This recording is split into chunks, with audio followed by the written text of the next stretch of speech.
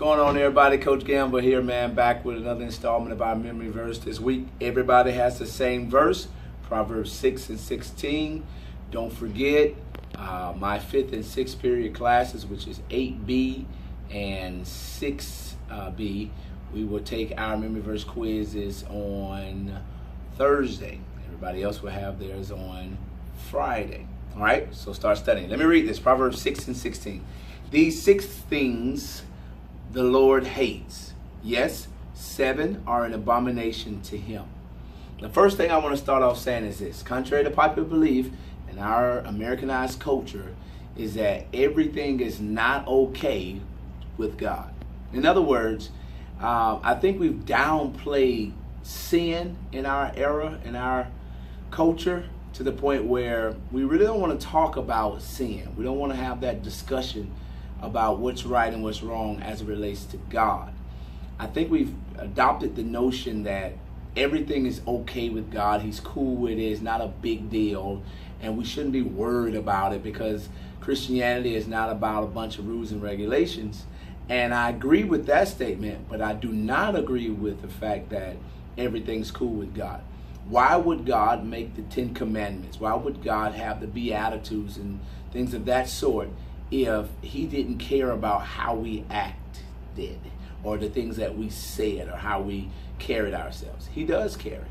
And in this particular verse, the writer is actually telling us the things that God really despises, that he really hates. And so let me read these things. It says, a proud look, a lying tongue, hands that shed innocent blood, a heart that devises wicked plans, feet that are swift to run to evil, a false witness, and one who sows discord among brethren. Okay, so you have to memorize the verse, of course, and all of these things, I'm be looking forward to you explaining them in your explanation of the verse. So he says, these 6 things the Lord hates. Yes, 7 are an abomination to him. First thing he says is a proud look. That's the attitude that makes one overestimate themselves and discount others, where you think you're better than everybody else, you know. The second thing he says is a lying tongue. And there's really no explanation there. He doesn't like people when they don't tell the truth. Third thing he says, hands that shed innocent blood.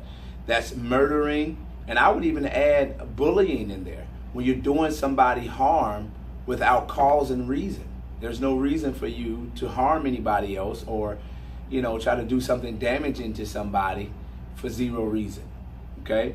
A heart that devises wicked plans. I mean, you know what it is. Somebody that just sits there and just decides they want to do evil to somebody just for no good reason. Feet that are swift to run to evil.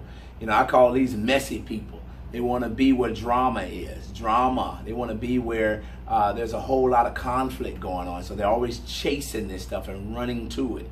All right. A false witness. This is somebody who not only just lies, but intentionally does this to harm somebody else's character. You understand what I'm saying? To harm somebody else's image in front of other people.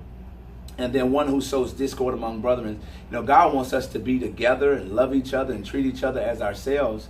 And so the person that goes around creating barriers between people, God has a problem with that. And so in this particular verse, I want you to learn, number one, that God is not okay with everything. He does have a standard. He sets the moral absolutes for us. He sets the standard for us. And then he goes to these simple truths and these things where he doesn't want us to do these things. I think we should take God seriously here.